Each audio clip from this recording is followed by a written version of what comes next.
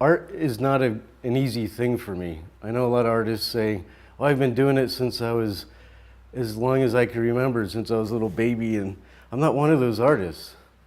I never was. I mean, I started doing it later on in life, and I saw I had a proficiency for it, but it's always been a very difficult thing for me. And I think that's what attracts me to do it. That's why I like oil paints, because it's the hardest medium I've ever worked with. Success at the time was, you go to school, you get a degree, you get a job, and you're automatically thrown into the machine, the system. So, that's how I started out. But it was fun because I learned exactly what these things meant to me, and what art means to me, and what my life means to me, and what I want to participate in and what I choose not to. And I, for the most part, choose not to participate in most things because I just don't believe in them. So art for me it's a way of learning about my world, my surroundings, myself. And it's just like probably any other trade, but I think it's more so with art that the more you pursue it and the more you question it, and it's all about asking the right questions and investigating certain facets of life that reveal more about yourself and the thing you're doing, and you learn about your world and how you perceive your world. So art is an amazing thing in that respect, that the more you do it, the more you learn about yourself and your world. It almost feels like, as an artist, you're a scientist and a psychologist and a whatever else, and an anthropologist and a tactician. That's what it's like to be an artist. You're all these things at once, and it gives you a great amount of power and free choice to do whatever it is you want. And sometimes that's the hardest thing. You could do whatever it is you want, so then what do you do? And sometimes that could be very difficult for some artists. Some artists just know, I want to do this thing. But for me, I hesitate all the time because I think, well, if I do that, why do I want to do that? And I start investigating that kind of train of thought. And a lot of times I shoot myself down. So it's a difficult thing.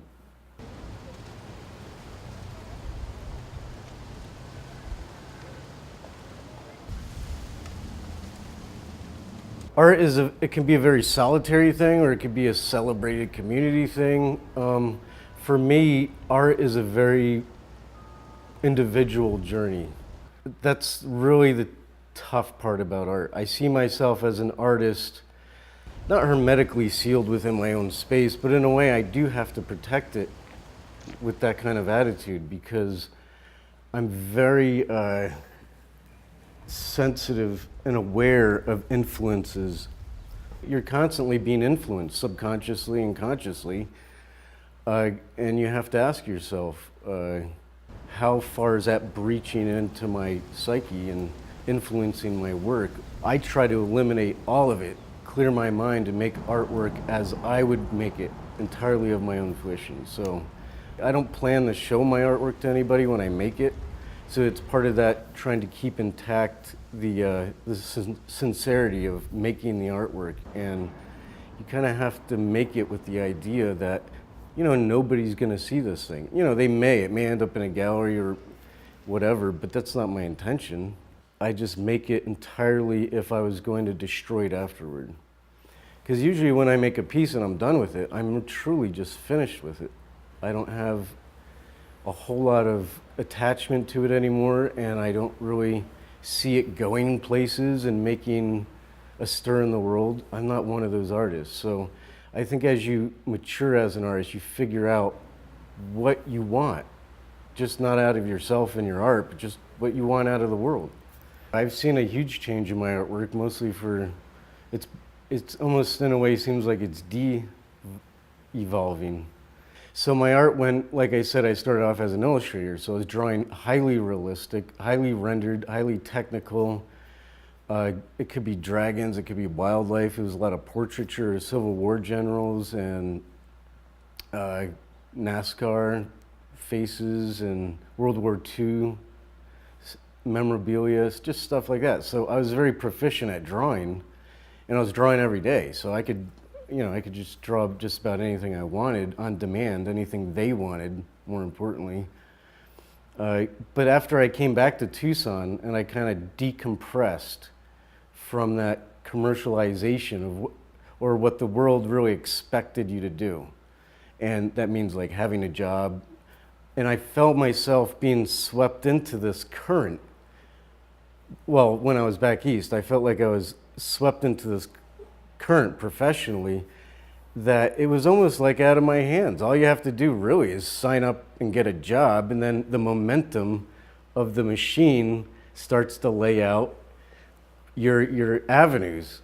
Okay, here's how, if you don't want to rent your apartment anymore, well, strive to make a little more money, you could buy a house, and then you have a mortgage payment. Then you get a girlfriend or a boyfriend, and then maybe you get married, and then maybe you have a kid accidentally or intentionally or but whatever. So, but it seems like it's so obvious to me, even when I was a young kid, and that's why I've never had kids, and I've never been married, and I do have a girlfriend, but I came back to Tucson to decompress and to really figure out my art. So then my artwork kind of got worse for a little while. It seems like it's getting worse, but it really isn't. It's more that you're trying to almost relearn or go back over your steps, your old steps, and try to reprogram your brain on how you see art, how you make a line, how do you see color. Because now I'm not doing it to perform. I'm not doing it for an overall aesthetic. I'm not doing it to have a finished piece. The finished piece is almost no longer important.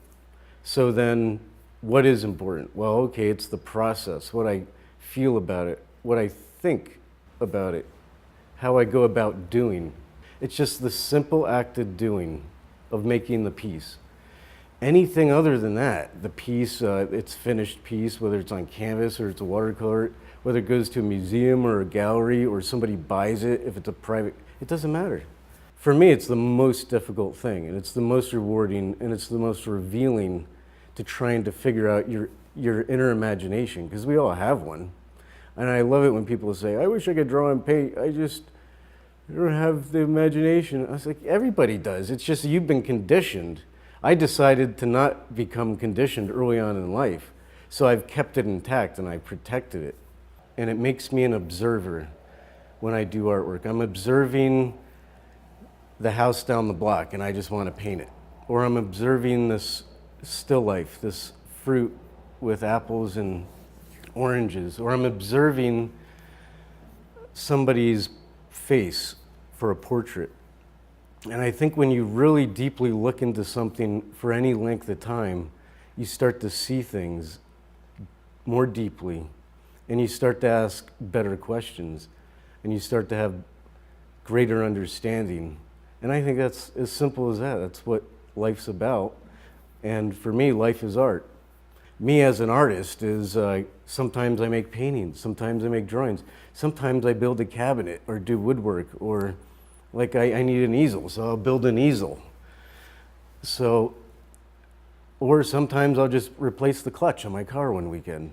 And that creative space in your brain that's used to use your hands, and how your brain connects with your hands to do that simple thing, that simple task, it really opens up a great universe for me. This point in my life now, I kind of deal with things like understanding fear and eliminating fear, because that's an influence in your life, in your daily life, that's going to influence your painting. So I eliminate fear. I'm not afraid of just about anything I'm not afraid of. I could die this afternoon. There's nothing anybody can hold against me, really, to get me to motivate me to do something that I wouldn't otherwise do innately. And that's a powerful place to be, just as a person. One of the things I'm better at are portraits, and it's a difficult thing to describe how to do a portrait well, but it has so much less to do with the technical and more to do with what makes somebody look like them, and it has less to do with the actual physical features. The more you actually try to accurately draw the person, the less it kind of looks like them. You know, my students immediately want to start drawing details because they think the eye is important, or it's their eye, or the ear is important, or the lips. It really has less to do with those finer details, and it has to do with the overall impact, the larger shapes. So with art and life, what's really important are not the little finicky details, it's the broader, greater shapes. And with painting, it's taught me to simplify the way I see things. And that leaches over into your daily life, your relationships, and how you can be more effective as a person just all around. What does it mean for somebody to look like how they look? Is it their actual physical features then? Or is there something else going on that's not physical? And then how do you get to that thing?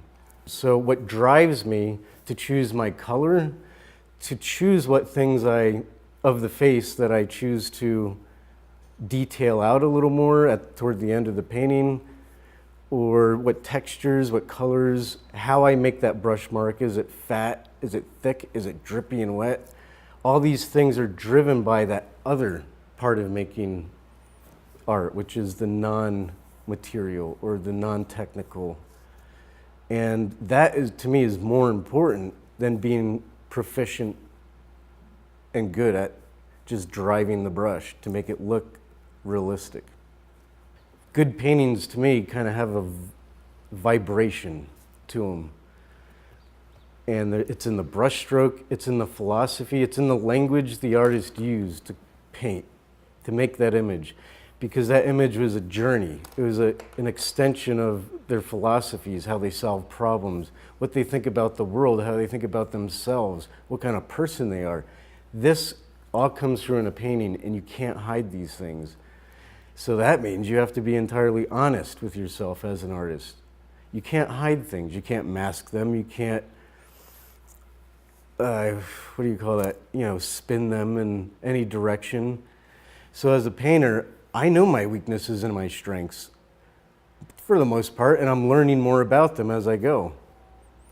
But I don't try to hide them. I put them out there. I'm saying this is a weakness. I'm using it to my advantage. Or then it doesn't become a weakness. It no longer rates it anymore. I'm not weak or strong in this area. It is just this thing. I'm the genius I am now. For good or bad, this is what it is.